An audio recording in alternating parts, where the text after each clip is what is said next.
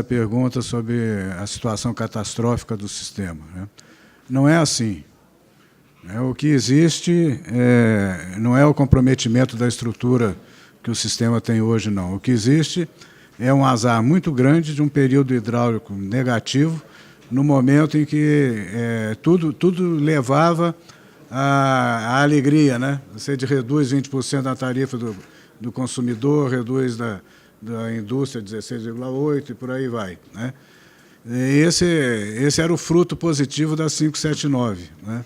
Do outro lado, vem a judicialização, por quê? Porque agora você não tem mais você está com problema regulatório. Você colocou uma lei, mudou o sistema e deixou uma porção de claros, né? Essa lei é interessante. Quando a medida provisória foi a 579, foi para o Congresso, ela tinha, no artigo 15, parágrafo 2º, uma determinação de que todos os ativos de transmissão existentes até maio de 2000 eram considerados completamente amortizados. Mas como? Na base do decreto você não consegue esse resultado, né? Aí as próprias empresas do Grupo Eletrobras estavam com dificuldade em assinar, porque os acionistas minoritários não estavam deixando assinar uma barbaridade dessa, né? Onde você renuncia a um bem que é seu, né? Para beneficiar outra parte da população. Esse impacto negativo, né, levou também pegando essa pergunta que foi feita, a perda de pessoal. A perda da receita obrigou as empresas a cortar tudo que fosse possível. Tudo que fosse possível, em geral, começa com PDV, um monte de sigla aí, que, na verdade, representa dispensa de pessoal. Essa dispensa de pessoal é feita sem nenhum ensaio, sem nenhuma transmissão de conhecimento para os substitutos. Aliás, em muitos casos, nem substituto existe. E isso aí, infelizmente, não tem como fugir. Isso é um problema grave. Isso aí pode levar à perda da qualidade do sistema, porque falta gente para fazer esse planejamento. Isso aí pega a operação, pega a manutenção, né, pega toda a administração sem pena, né? A 579 foi, como ele falou, como o Carlos falou, foi agravado esse problema, a percepção do problema foi agravada pela seca.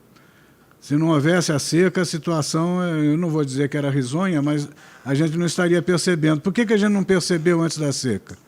Né? Por que a gente ficou operando errado o tempo todo? Na minha opinião, né, opinião pessoal, nós operamos errado na medida em que a gente evitou usar térmica num período que a presidente prometeu baixar a tarifa.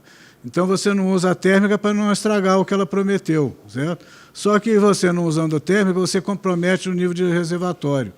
E eu acho que foi além do ponto, né? Eu, particularmente, acho que não tem saída. Acho que nós vamos ter racionamento, até porque não querem fazer racionalização até agora. Eu acho que na base da racionalização a gente podia, talvez, até evitar que acontecesse o racionamento. Não sei se vocês percebem a diferença de racionalização e racionamento, né? O racionamento desliga mesmo.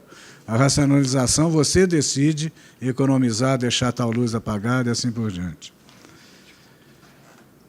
Perda de receita, reforço e melhorias, né? Reforço e melhorias é a parte onde o sistema também é afetado.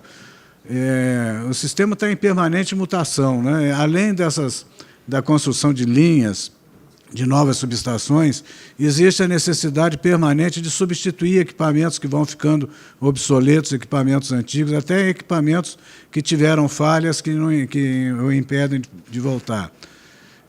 Como é que a gente sempre administrou isso? As empresas que são concessionárias arcavam com essas melhorias que eram introduzidas no sistema, né, que a gente chama de melhorias, e essas melhorias não eram remuneradas.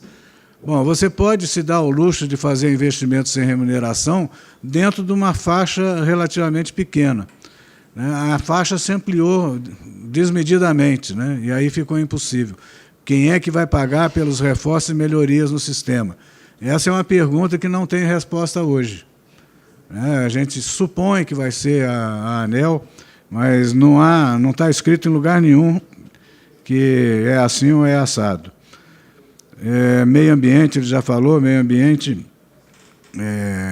as diferenças, as dificuldades de licenciamento ambiental são cada vez maiores, são também desmedidas. O setor elétrico constituiu um fórum de meio ambiente do setor elétrico, a FIMASE, né, que tem mantido contato com o Ministério do Meio Ambiente e todos os outros órgãos envolvidos, IBAMA e tal, no sentido de aliviar certos absurdos. Com o risco de usar um pouquinho mais de tempo, vou contar para vocês um caso interessante. Uma portaria, uma informação, uma notícia não é do IBAMA, do Chico, como é que é? O outro órgão de meio ambiente. Chico Mendes, né? Chico Mendes, mas ele tem outro nome, né? Instituto. Ele pediu, nessa instrução, ele pedia, entre os documentos que deviam ser entregues, um relatório sobre a DST ao longo da linha. Vocês sabem o que é DST, né? Talvez vocês não estejam reconhecendo no escopo onde ela está, mas DST é doença sexualmente transmissível. Pô, é fogo. Até se justifica, né? Quando você reclama, o pessoal se justifica dizendo que passa aquele bando de homens, de turma de construção de linha, naquela região, vai estragando tudo ali por onde passa, né? Mas esse é o absurdo, né? Que a gente tem que tentar controlar. A ampliação das usinas, a repotenciação, por favor, não se iludam, hein? Isso aí é muito pouco. O máximo que consegue fazer é muito pouco. Está longe de resolver o nosso problema aí. Eu nunca tinha ouvido falar de problema de atraso de linha dificultando a eletrificação rural, as cooperativas. Foi a primeira vez que eu ouvi e vou procurar entender. Com relação às eólicas, né, a maior parte delas foi por falta de tempo para fazer o licenciamento ambiental. Por que essa falta de tempo? A eólica é diferente. A eólica, quando você vai fazer o leilão dela, você não sabe se vai sair aqui, ou ali, ou lá, né? Você tem... No leilão, você define qual que vai sair. A partir da definição de qual vai sair, você vai planejar o sistema de transmissão. Só esse planejamento, só esse atraso no planejamento da transmissão, leva tempo. Uma observação, temos mais de 6.000 megawatts de PCH esperando aprovação na ANEEL. 6.000, não é brincadeira. Para atender esse crescimento de mercado, chegar aos 170 gigawatts, né? Nós vamos ter que usar as hidros, principalmente do Amazonas, as hidros internacionais. Nós vamos acabar construindo em breve usinas no Peru, usinas na Bolívia, usinas na Guiana, para aproveitar o potencial hidrelétrico que eles têm e que não tem uso a curto prazo, mais ou menos como era o arranjo de Itaipu, né? O Paraguai não tinha como utilizar a metade, então nós utilizamos ainda praticamente de maneira integral a usina de Itaipu. Térmicas, vamos ter que nos acostumar com as térmicas, gente. A térmica no sistema hidrotérmico é necessária, ela não é bicho-papão, não. É ela, a térmica, que permite que a gente utilize bastante o reservatório das hidrelétricas, senão a gente não poderia usar. O que aconteceu nos últimos anos e que o pessoal custou para perceber é que nós estamos construindo agora usina sem reservatório. Usina praticamente é fio d'água. Você não acumula água de um ano, de um ciclo hidrológico para o próximo, né? Você usa tudo à medida que vem, sai, né?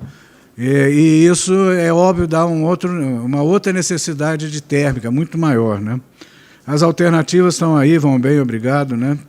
Logo a solar voltaica vai estar funcionando também. Isso aí é inexorável, ninguém vai segurar o progresso, né? A usina a onda, vai ter de tudo, porque faz parte, né, da evolução do sistema. É assim que a coisa funciona.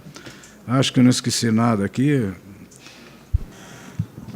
Obrigado, senhor César de Barros Pinto. Eu que agradeço. Não, pode ser. Não, só a questão da Eletrobras ali, que o senhor havia falado, obviamente impactou na qualidade de serviço, na prestação, a demissão involuntária, incentivada, melhor dizendo. Sim. Que o senhor pudesse fazer uma avaliação também dessa situação e também a questão, como é que o senhor vê hoje o plano energético no país e frente à realidade agora desse empréstimo de 11 bilhões e 200 milhões, o que o senhor pensa disso? Não, esse empréstimo eu considero de uma maneira à parte. Isso aí é um artifício que está sendo utilizado para evitar que as distribuidoras vão à falência. Elas teriam que pagar, quando elas contratam o adicional que elas precisam agora, né, elas estão pagando os 822 aí. E não tem como evitar isso, a não ser que chovesse muito, né?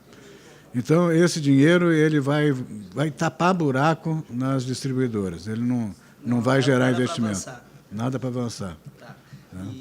E a questão da Eletrobras, que a gente estava falando, como é que o senhor avalia a questão da 579, da medida provisória 579, e o quanto impactou isso, levando em consideração que tinha um planejamento da matriz energética no país, quanto tempo a gente vai levar para recuperar? Eu tentei mensurar isso antes, e o Ronaldo, a gente conversou aqui, mas não veio à tona. As entidades conseguem dimensionar o prejuízo que se teve em decorrência da medida provisória? Porque, obviamente, esse prejuízo, se tivesse direcionado na construção de subestações, transmissão... Mas não é bem assim, né? Não? Não é o senhor bem pode... assim. O planejamento, né, ele é feito de uma maneira diferente. Você pega, vamos dizer, 30 anos na frente, faz a projeção do aumento de consumo, né? Quanto é que vai ser a carga, adivinha qual vai ser a carga lá na frente, daqui a 20 anos ou 30, e aí vem de trás para diante. Né? Entendi. Vendo quais são as linhas e quais são as usinas. Você define quanto é que você quer de hidráulica, quanto é que você quer de eólica. Hoje o sistema está sendo planejado ao acaso. Você faz o leilão, tá? E aí ganha a usina tal, ganha a usina aquela e tal. Vocês mencionaram na apresentação que são 10, mais ou menos, 10 empresas que correspondem a 80% do potencial energético. De linha de transmissão. Consegue mensurar o valor do impacto que teve com relação à medida provisória? Levando em consideração que são 80%, quase a totalidade. Não existe essa medida. Não tem? Não. É interessante, mas não... Porque é muito palpável, né? Tu tem o controle de quase a totalidade do sistema.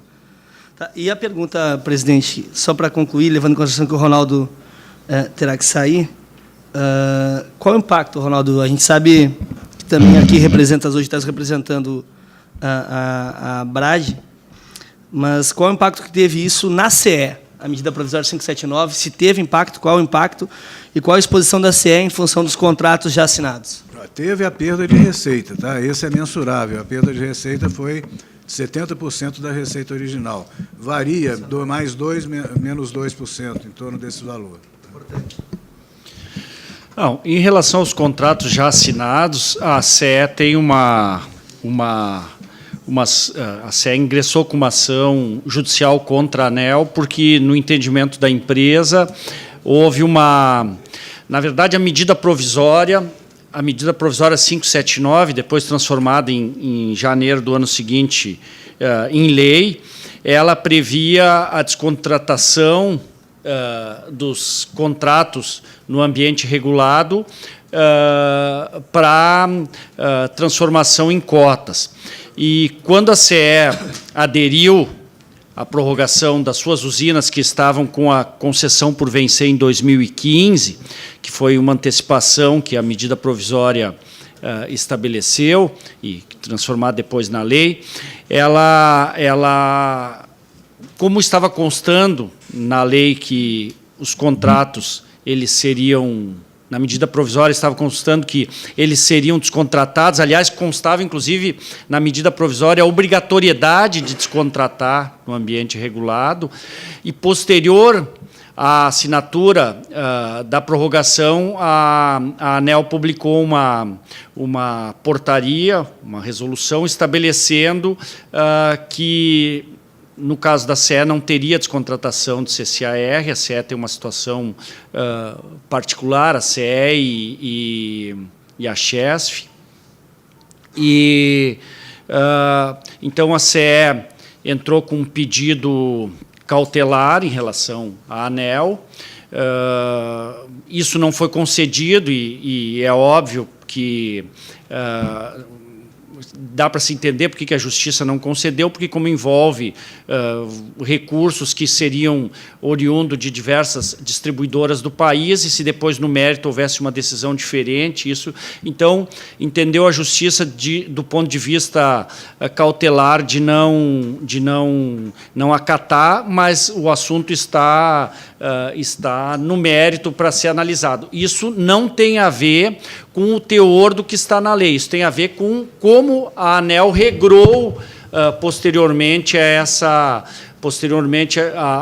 lei. Então, a CE entrou e vai defender seus interesses no sentido de que sejam descontratados aquele montante que, na verdade, foi transformado em cotas. Tu está te referindo às PCHs, porque eu quero também saber, porque tinham 11 PCHs e 7 estariam sendo já repotencializadas. Qual a situação desses programas? Eu gostaria de fazer novamente, aqui eu coloquei anteriormente, e gostaria de reforçar isso, deputado.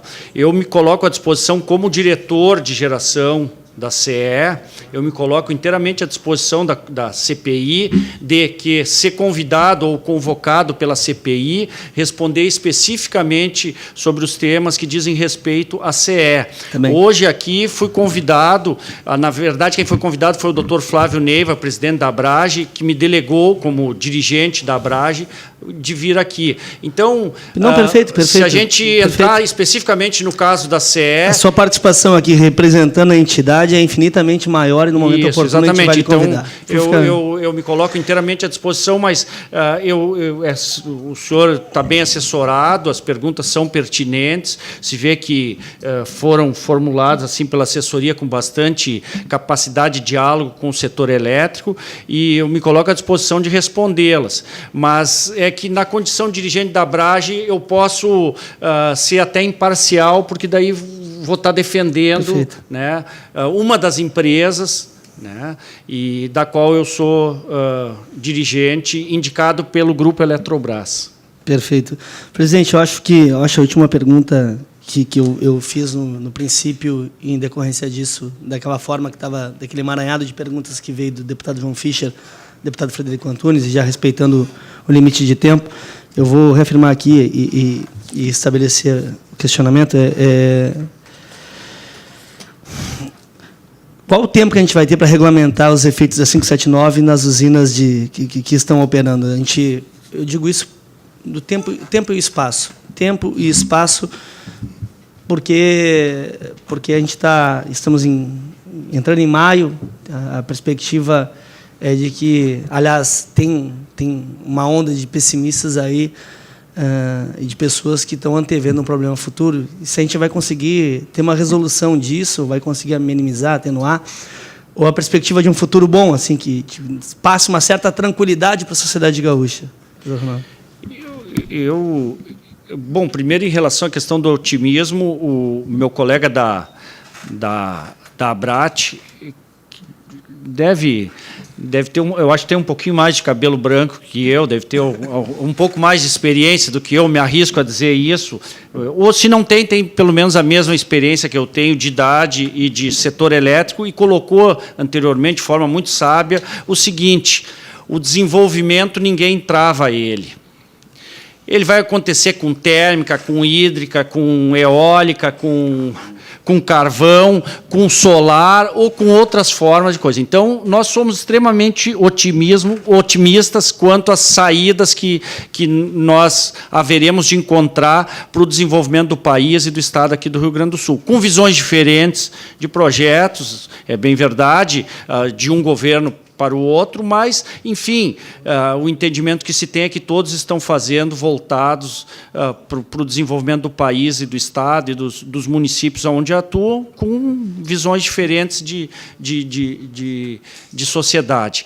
Em relação à questão das repotenciações, enfim, essa foi definida como prioridade como prioridade da ANEEL para esse ano a regulamentação dessas expansões, dessas repotenciações, a regulamentação disso aí.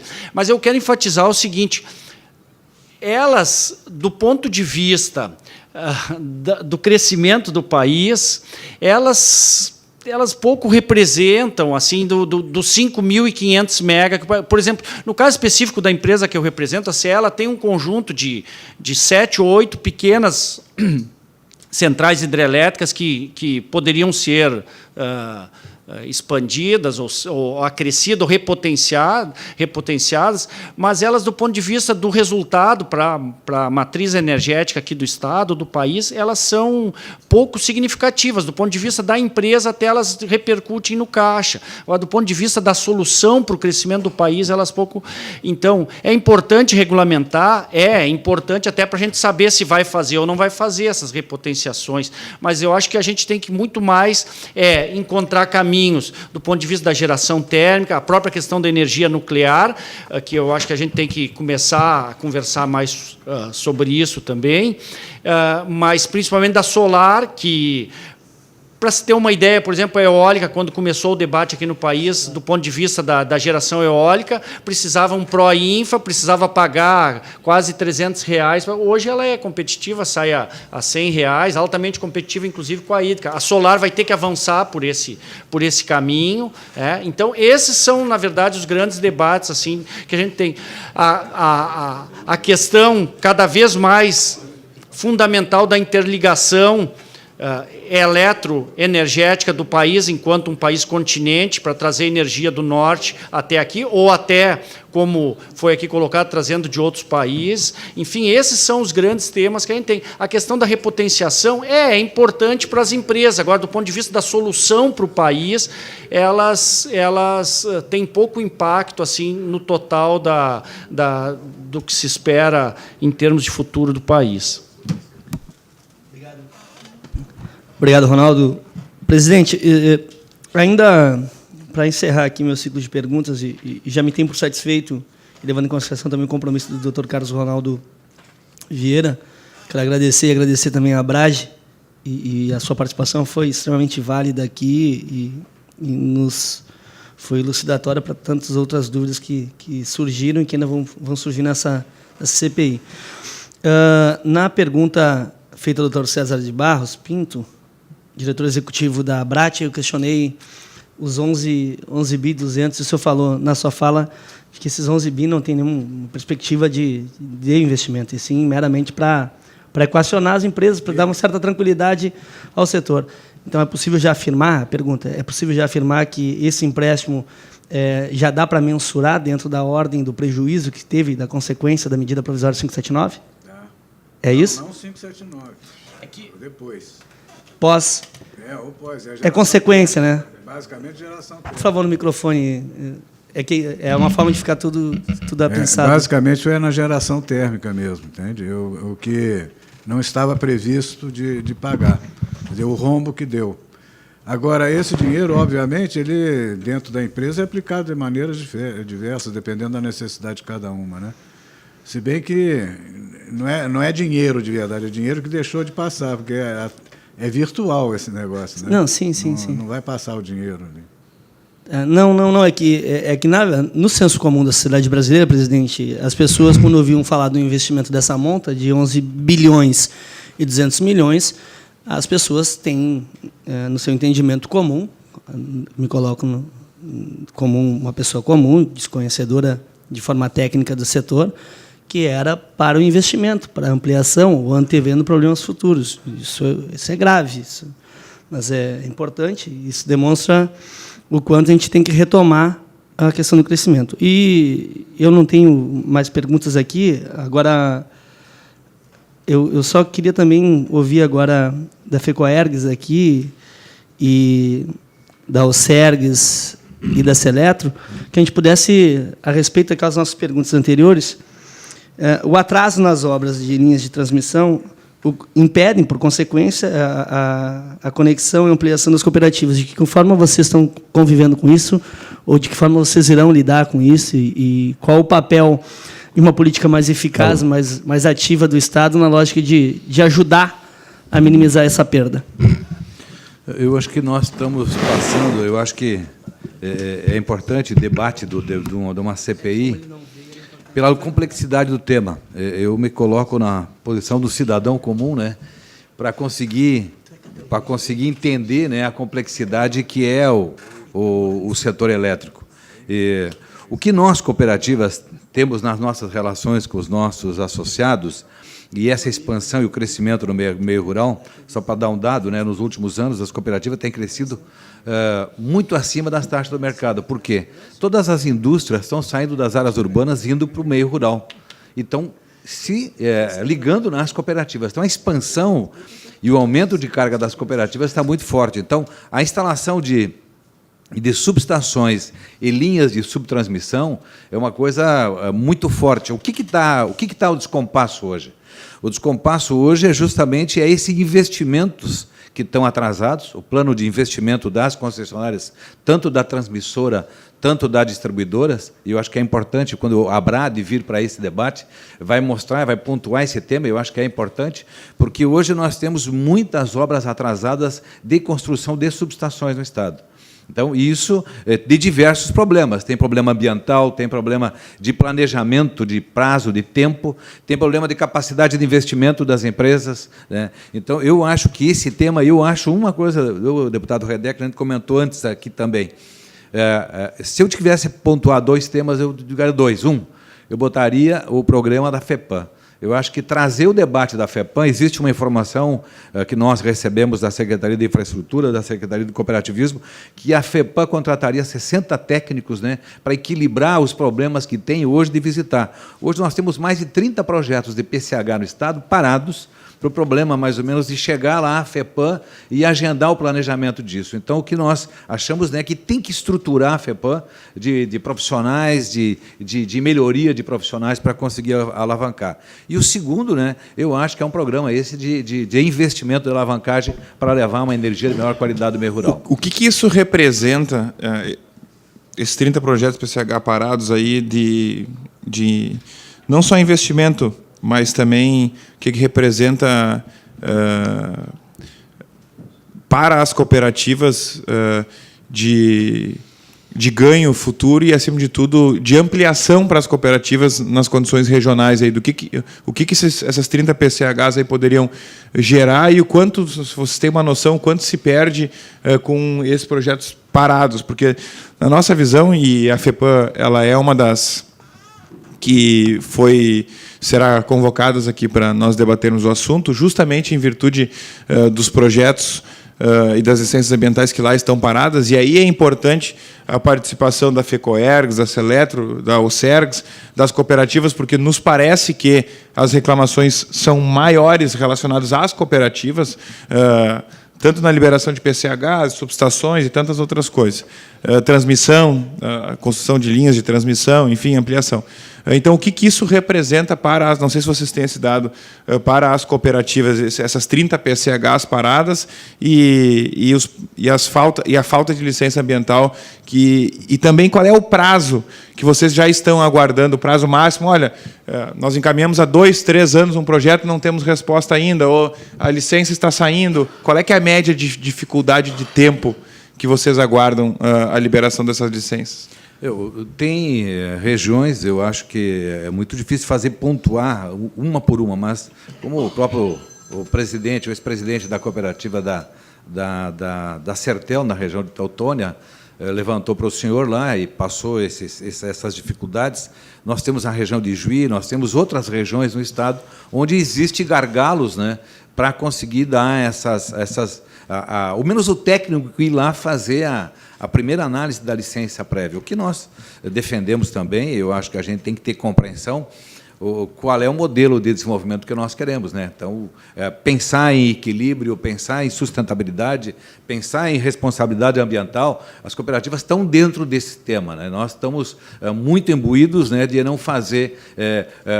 porque o que é a construção de uma PCH? É o desenvolvimento regional verdadeiramente sustentável. Uma pequena usina, num local isolado, ela gera o desenvolvimento na renda, na economia, ela multiplica, ela tem um valor agregado fantástico. Então, cada vez que uma PCH é implantada, um projeto desses vai para o papel, que demora muitas vezes 4, 5 anos para se viabilizar. Então, nós estamos lá, muitas vezes, aguardando 1 ano, um técnico ir lá para fazer o primeiro checklist, a primeira análise inicial de uma licença prévia. Então, o que é importante no debate? É sensibilizar o próprio Estado, né, de capacitar, de estruturar profissionais dentro da área, claro, com capacidade de compensação cada vez, porque o impacto de uma PCH é de muito baixo impacto ambiental. Ela tem baixíssimo. Como ela é a fio d'água e a força dela está na queda, não do acúmulo de água, ela tem um valor importante. Mas para as cooperativas, eu digo assim, a sobrevivência nossa no longo prazo vai passar por geração. Tanto hídrica como projetos na energia eólica, nós estamos fazendo outras áreas da cooperativa, porque as cooperativas tiveram uma coisa importante, a partir da desverticalização do setor, as cooperativas também separaram as suas áreas. Nós criamos cooperativas de geração independentes que estão produzindo energia, né, para poder continuar a crescer, desenvolver e pensar no longo prazo. Mas eu diria aí, o que está faltando, vamos dizer assim, essas 30 usinas se multiplica por R$5.000 o megawatt, nós vamos ter o valor de dinheiro que nós estaríamos investindo hoje no mercado. Então, são usinas, nós temos usinas de 10 megawatts, usinas de 15, usinas de 5, e tem muita coisa aqui que poderia, num pequeno município, gerar um valor agregado, que eu acho que é muito importante olhar, da construção de uma PCH. Mais alguma pergunta, Breno? Eu acredito que o deputado Catarina encaminha, e eu encaminho a mesma pergunta para o doutor Benemir de Almeida, que representa aqui a Seletro. Justamente essa é a pergunta que eu faço, acho que o deputado Catarina deve ter a mesma na condição ambiental. Justamente o que isso representa para, especificamente, a Seletro, que é uma cooperativa específica, nós poderíamos ter diversas aqui, mas o deputado Brito foi o proponente de convidar a Seletro e foi muito feliz em ser o proponente. E a preocupação justamente é essa, o prejuízo e o lucro que poderia se ter, e é claro que o benefício, porque, pelo que foi dito aqui, a não construção da PCH é o recurso que não está girando na economia local. E, particularmente, nós que acompanhamos muitas empresas, e foi colocado de maneira muito feliz, muitas empresas que precisam do aumento de carga para se ampliar e para se instalar em algumas regiões do Estado, elas acabam optando ir para outras regiões, até cidades menores, do interiores, que são utilizados a geração de energia, transmissão e, no caso, distribuição, pelas cooperativas que podem fornecer e garantir essa energia de qualidade para essas empresas. Então, o que isso representa, eu passo para o doutor Benemir de Almeida. Acontece que a Seletro está muito abaixo da quantidade, aliás, de distribuição da quantidade de energia que a nossa termo vai gerar. Quem vai ganhar realmente com isso é o Estado do Rio Grande do Sul. Porque 700 megawatts energiza um pouco. Poderia abastecer todas as cooperativas do Estado.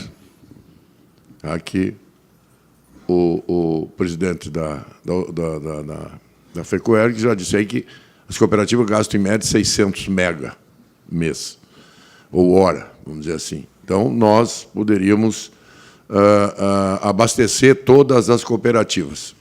Isso não é possível por causa das redes de transmissão, que seriam longas, e o melhor mesmo, e a obrigação, e a lei não me permite isto. Ela exige que seja uma usina de esporte acoplada ao sistema, ou seja, uma linha de transmissão que seja acoplada a uma outra linha de transmissão que leva já pré-determinado a uma subestação que vai distribuir para outras subestações de rebaixamento para poder chegar nas subestações de distribuição. Mas, sem dúvida nenhuma, a cooperativa ficaria autossuficiente em energia por muito tempo, por a vida inteira dela. A usina, claro, tem 30 anos de garantia de funcionamento sem problema. Depois, com a nova reforma, vai para mais 30.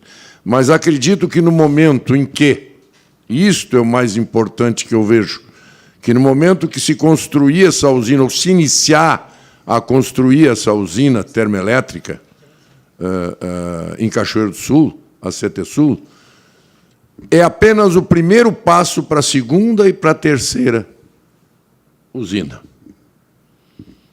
Porque nós estamos em cima de 2 bilhões de toneladas de carvão. É a segunda maior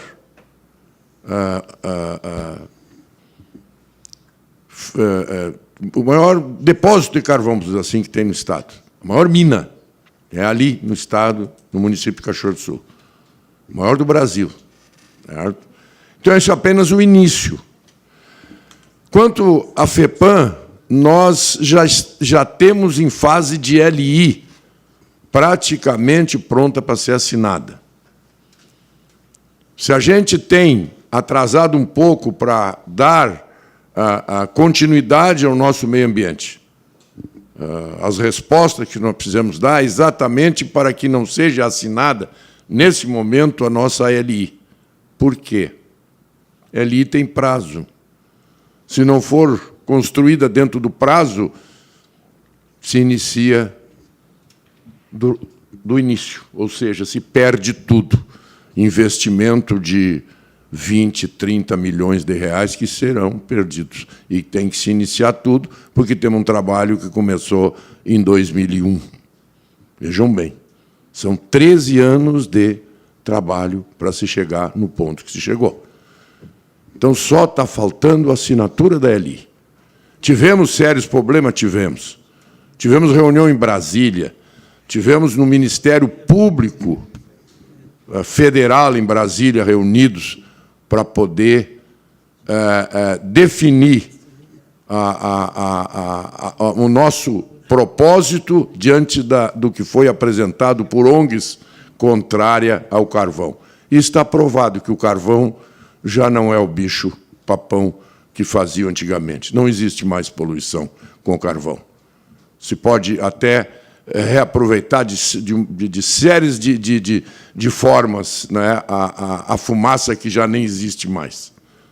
Basta olhar lá em Candiota, esse último, a geração B lá em Candiota, que está gerando 350 mega, que é uma chaminé que você não enxerga sair absolutamente nada de fumaça, sai apenas um gás branco lá que não tem problema nenhum, certo? Então, já não é mais. Então, acho que está no momento de se aproveitar o potencial energético que o Estado do Rio Grande do Sul tem. Porque o Estado do Rio Grande do Sul importa 80% da sua energia. E isto é um risco. E, além de mais, se tiver que transportar mais do que nós estamos hoje gastando, e aí está o pessoal que pode nos responder isso, está no limite da nossa transmissão do centro-estado, do centro do país, ou seja, de Itaipu. Estamos no limite. Se não melhorarmos as nossas redes de transmissão, se não vier outra rede de Itaipu, nós vamos ter apagões sérios aqui no Rio Grande do Sul, porque mesmo que se consiga liberar investimento e o valor que for colocado nos leilões sejam atrativos para se buscar investidores para construir essa usina, nós vamos precisar disso, nós não entregaremos antes de 4 anos energia no Estado. E crescendo à base de 5% ao ano, conforme se pensa nisso, coisa que eu não acredito mais. Eu acreditava que o Estado poderia crescer assim, mas não vai, não. Do jeito que está, a indústria está dizendo, o ano 2014 é um ano perdido para a indústria. Já foi, já era. É PIB zero. E o ano que vem, 2015, vai ser PIB o quê? -1 ou -2? Não se sabe.